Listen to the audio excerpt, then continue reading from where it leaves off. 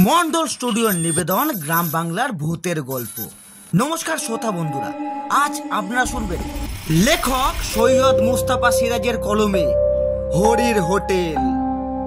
গল্পটি খারাপ লেগেছে, ভালো লেগেছে, দারুণ লেগেছে, আপনাদের মনে যাই প্রতিক্রিয়া হোক না কেন অবশ্যই একটি কমেন্ট করে জানাতে ভুলবেন না। আর ভিডিওটি ভালো লাগলে অবশ্যই একটি লাইক করে চ্যানেলটিকে সাবস্ক্রাইব করে আমাদের পাশে থাকবেন। গল্প পাঠে আমি রাজি, তবে সে দেরি না করে অতি শীঘ্র শুরু হতে চলেছে আজকের বিশেষ নিবেদন। লেখক সৈয়দ মুস্তাফা সিরাজের কলমে হরির হোটেল।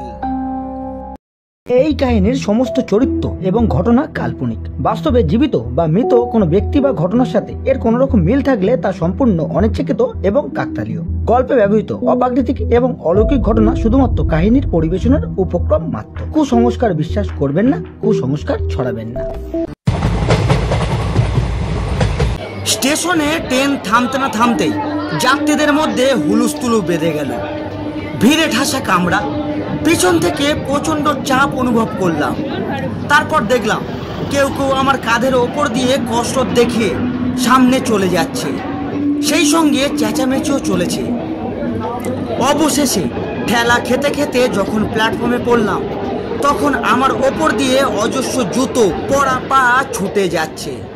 অনেক চেষ্টার পর উঠে দাঁড়িয়ে দেখি অন্য সব কামরা থেকেও পিলপিল করে মানুষ বেরিয়ে স্টেশনের গেটের দিকে ছুটে চলেছে। রাগ করে লাভ নেই, কার ওপরই বা রাগ করব। নিমেষে প্ল্যাটফর্ম নির্জন নিঝুম হয়ে গেল।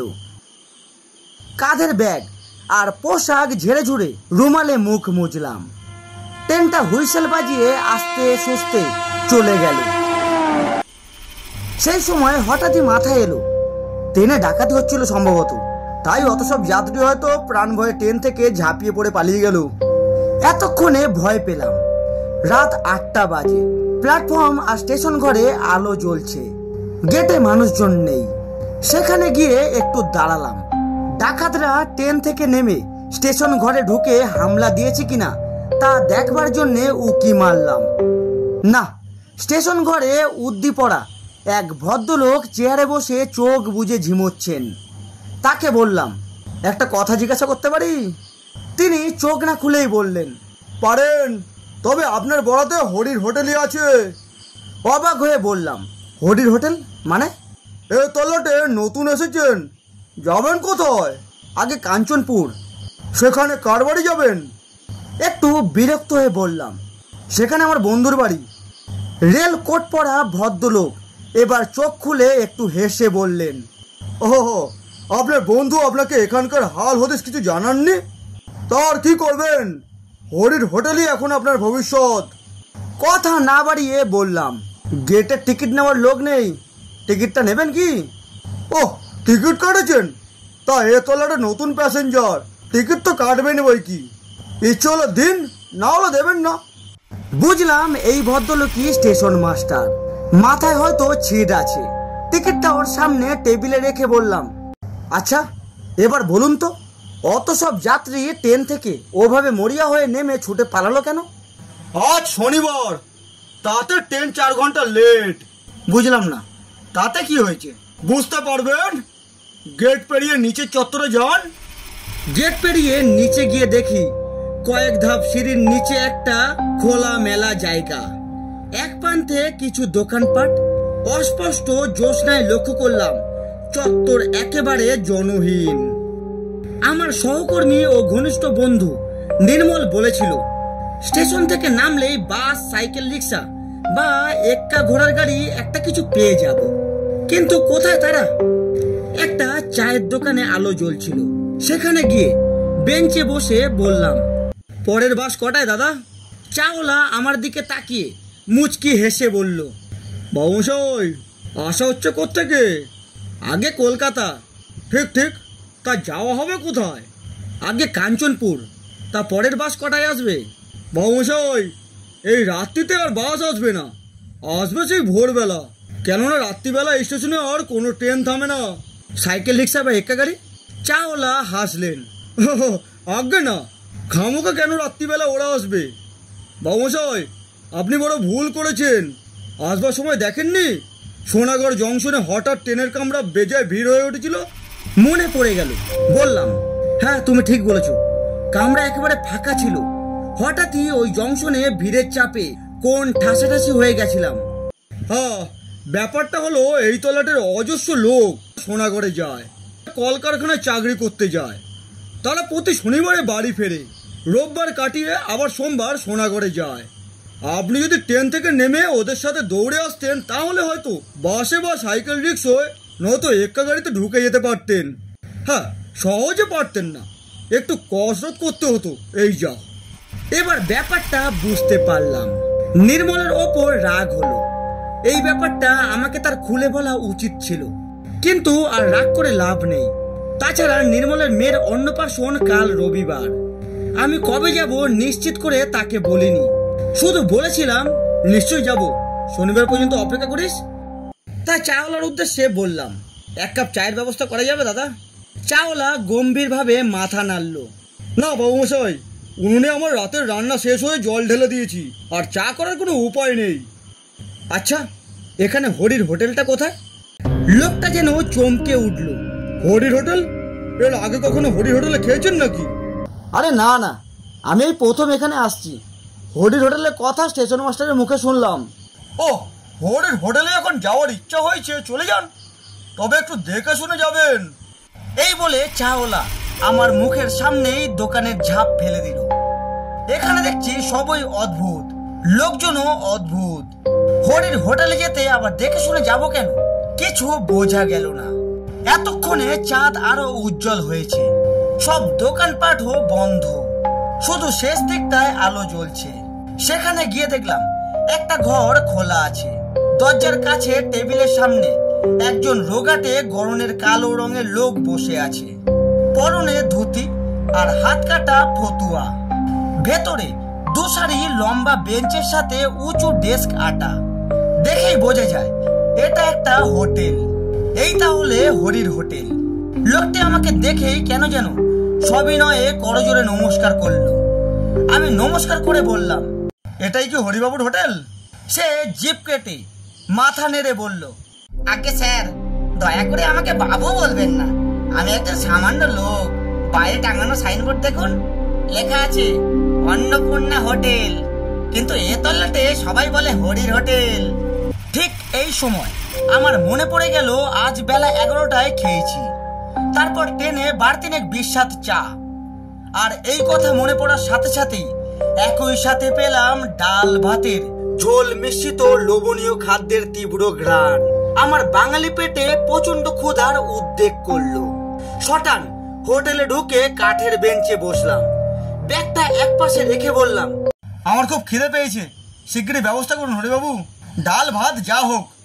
হরি ডাকলো, কেদা, ও খেদু, ঘুমালি নাকি? ভেতর থেকে ঢোলা হাফ প্যান্ট পরা একটা নাদুস নদুস গোলগাল গরনের যুবক এসে একগাল হেসে বলল, তখন তোমাকে বললুম না হরি দাদা, দুমুটো চাল বেশি নি, আর তরকারি তো অনেক আছে, তাহলে স্যারকে একখানা পুরো মিল দে। কিছুক্ষণের মধ্যেই গোগ্রাসে এক থালা ভাত আর ডাল তরকারি মাছ পরম তৃপ্তিতে খেয়ে ঢেকুর তুললাম। হাত মুখ ধুয়ে এবং মুছে বললাম, আহ অপূর্ব, খাসা আপনার হোটেলের রান্না, খেয়ে এমন তৃপ্তি জীবনে পাইনি। হরি বলল, অথচ বেটার ছেলেরা আমার হোটেলের বদনাম রটায়। কি আর বলবো স্যার, আমার নামে থানায় পুলিশের কাছে নালিশ পর্যন্ত করেছিল। যাকগে, সে সকল কথা বাদ দাও, আপনি আমার অতিথি, আপনার কাছে দাম নেব না। কিছুতেই হরি মিলের দাম নিল না। অবশেষে বললাম, ঠিক আছে, তাহলে আমাকে রাতে থাকার জন্য একটা ঘর ভাড়া দিন। হরি জিভ কেটে বলল, ঘর তো নেই স্যার, আমার হোটেল শুধু খাবার হোটেল, এখানে থাকার ব্যবস্থা নেই।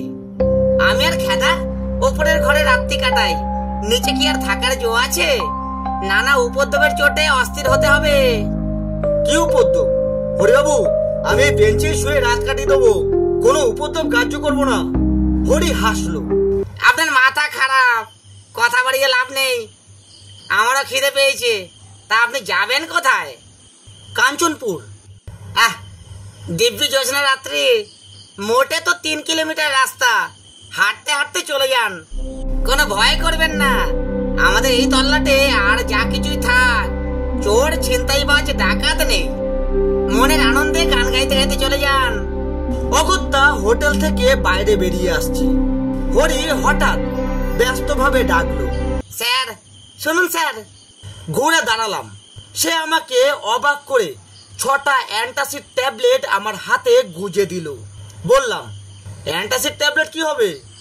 হরি মুচকি হেসে বলল, বাইরের মানুষ, হরির হোটেলে খেয়েছেন, যদি দৈবাত অম্বল হয়ে যায়, আপনি আমার এই রাত্রিবেলা একমাত্র খদ্দের স্যার, আপনি আমার সার্টিফিকেটও বটে।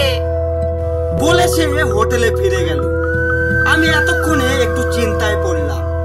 খেতে তো সবই সুস্বাদু মনে হচ্ছিল, তাই খেয়েছিও প্রচুর। প্যান্টের বেলটাও ঢিলে করতে হয়েছে, কিন্তু অ্যান্টাসিড কেন? দুধারে মাঠ, নির্জন পিচ রাস্তায় গুনগুন করে সত্যি মনের আনন্দে গান গাইতে গাইতে হাঁটছিলাম। জ্যোৎস্নার আলোয় চারিদিক বেশ স্পষ্ট। কিছু দূর চলার পর মনে হলো পেট বেজায় ওজনদার হয়ে উঠছে। তখন দুটো অ্যান্টাসিড ট্যাবলেট মুখে পুড়ে চুষতে থাকলাম। আরো কিছু দূর হাঁটার পর পেটের ওজন কমেছে মনে হলো। সেই সময় নেহাত খেয়াল বসে একবার পিছন ফিরে দেখি আমার পিছনে কেউ হেঁটে আসছে। একজন সঙ্গী পাওয়া গেছে ভেবে দাঁড়িয়ে পড়লাম। অমনি সেই লোকটাও দাঁড়িয়ে গেল। বললাম, কে? কোনো সাড়া এলো না। একটু ভয় পেলাম, ছিনতাইবাজ বা ডাকাত নয় তো। চলার গতি বাড়ালাম। তারপর এক অদ্ভুত ঘটনা লক্ষ্য করলাম। যতবার পিছনে তাকাচ্ছি দেখছি জ্যোৎস্নায় কালো রঙের মূর্তির সংখ্যা ততই বেড়ে যাচ্ছে। রাস্তার দুপাশের মাঠ থেকে একজন দুজন করে আরো লোক এসে সেই ছায়া মিছিলকে বাড়িয়ে তুলছে। অবশেষে ঘুরে দাঁড়িয়ে চেঁচিয়ে বলে উঠলাম, তোমরা যেই হও, আমার কাছে ডাকাতি করার মতো মালকড়ি নেই। বন্ধুর মেয়ের অন্নপ্রাশনের উপহার নিয়ে যাচ্ছি, পুতুল আর জামা কিনেছি, আর নগদ টাকা কড়ি যা আছে তা তোমরা কেড়ে নিয়ে ভাগাভাগি করলে প্রত্যেকে একটা আদুলের বেশি পাবে না। কাজেই তোমরা কেটে পড়ো। আশ্চর্য ব্যাপার, কালো কালো মানুষের দল স্থির হয়ে দাঁড়িয়ে আছে। তারপর আবার কিছুটা হেঁটে গিয়ে ঘুরে দেখি তারা সমান দূরত্বে আমায় অনুসরণ করছে। এরা কারা? অজানা ত্রাসে শিউরে উঠলাম।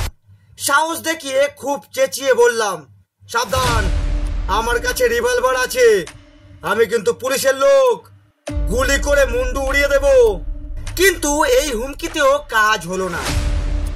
আমি যত দ্রুত হাঁটছি তারাও একই দূরত্বে নিঃশব্দে হেঁটে আসছে। আমি থমকে দাঁড়ালে তারাও দাঁড়িয়ে যাচ্ছে। এই অদ্ভুত মায়াকালো মিছিল পিছনে নিয়ে হেঁটে চলা সহজ ছিল না।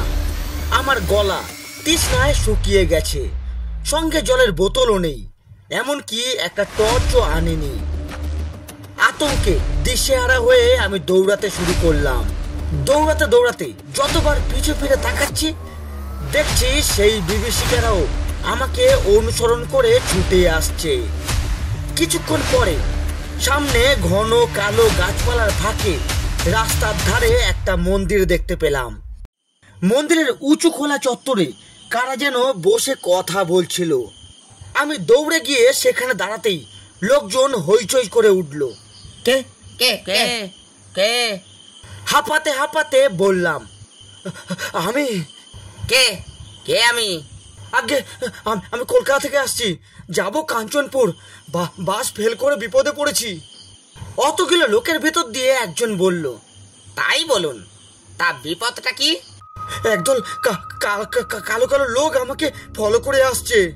সর্বনাশ, আপনি কি হরির হোটেলে খেয়েছেন? হ্যাঁ খেয়েছি, বড্ড খিদে পেয়েছিল। অমনি আবার হইচই পড়ে গেল। ওরে, এ হরির হোটেলে খেয়েছে রে, কি সর্বনাশ! আবার একা নয়, সঙ্গে হরির হোটেলের খাওয়া পুরো দলটাকে সঙ্গে নিয়ে আমাদের গায়ে এসেছে।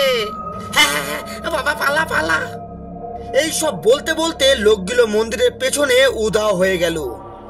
তারপর গায়ের কুকুরগুলো ডাকতে লাগলো। আমি এবার কি করব ভাবছি। সেই সময় দেখলাম উঁচু চত্বরের পাশে একজন লোক দাঁড়িয়ে আছে। বললাম, দেখুন তো মশাই, কি অদ্ভুত ব্যাপার, বিপদে পড়ে এখানে ছুটে এলাম, অথচ ওরা এমন ভাবে পালিয়ে গেল কেন? লোকটি খেল খেল করে হেসে বলল, পালাবাড়ি তো কথা, আপনি হরির হোটেলে খেয়েছেন কি না? আমি করুণ স্বরে বললাম, কেন, হরির হোটেলে খেলে কি হয়? যে খায় সে ভেদ বমি করে টেসে যায়। না, আমি কিন্তু টেসে যাইনি। হরিবাবু আমাকে অ্যান্টাসিড দিয়েছেন, দুটো খেয়েছি।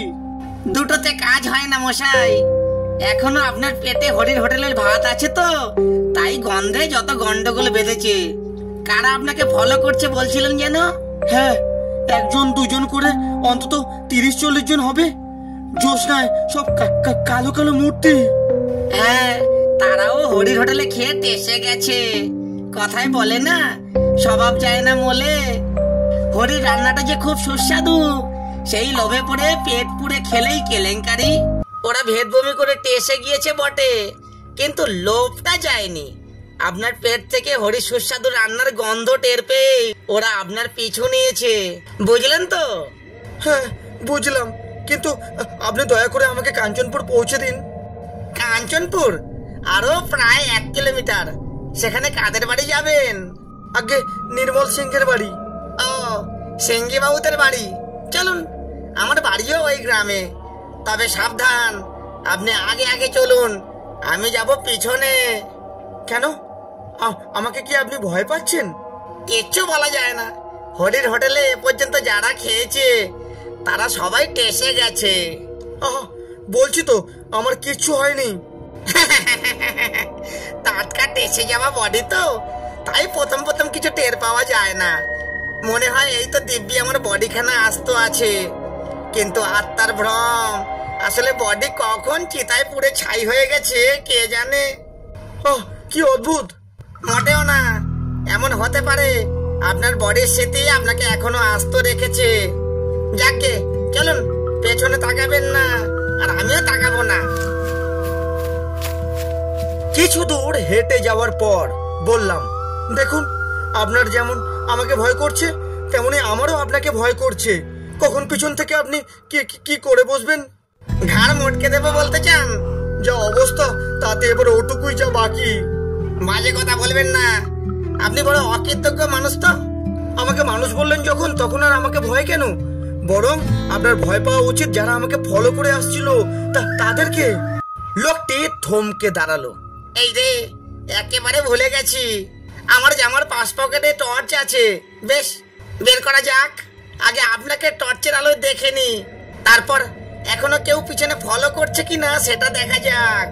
বলেই সে টর্চ জেলে আমাকে খুঁটিয়ে খুঁটিয়ে দেখলো, তারপর ঘুরে দাঁড়িয়ে পিছনের দিকে টর্চের আলো ফেললো। কয়েক মুহূর্তের জন্য সেই আলোয় দেখলাম এক দঙ্গল আস্ত কঙ্কাল ছিটকে দুধারে গাছপালার মধ্যে লুকিয়ে পড়ল।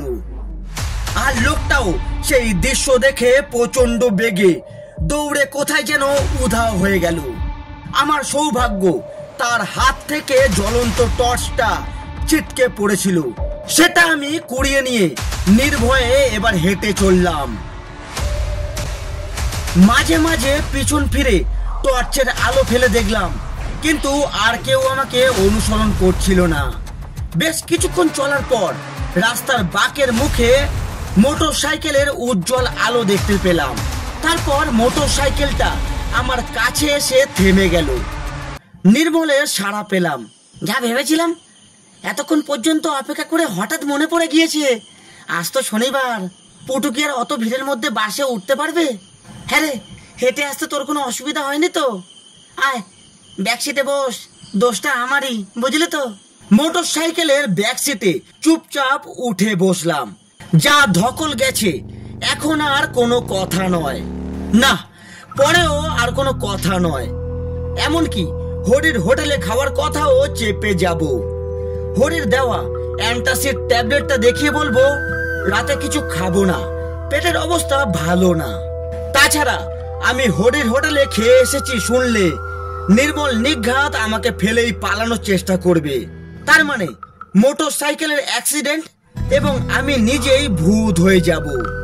শুধু একটাই ভাবনা, হরির হোটেলের ভাত যতক্ষণ না পুরোপুরি হজম হচ্ছে, ততক্ষণ কি নির্মলের বাড়ির আনাচে কানাচে সেই ছায়া কালো কালো মিছিলের মূর্তিগুলো গন্ধ শুকতে ঘুর ঘুর করে বেড়াবে? দেখাই যাক। মন্ডল স্টুডিওর নিবেদন গ্রাম বাংলার ভূতের গল্প। নমস্কার বন্ধুরা, আজ আপনারা শুনছিলেন লেখক সৈয়দ মুস্তাফা সিরাজের কলমে হরির হোটেল। গল্পটি কেমন লাগলো অবশ্যই একটি কমেন্ট করে জানাতে ভুলবেন না। আর ভিডিওটি ভালো লাগলে অবশ্যই একটি লাইক করে চ্যানেলটিকে সাবস্ক্রাইব করে আমাদের পাশে থাকবেন। আজ এতটুকু, দেখা হচ্ছে আরো একটি হাড় হিম করা ভূতের গল্প নিয়ে। ততক্ষণ নিজে ভালো থাকুন আর সকলকে ভালো থাকতে সাহায্য করুন।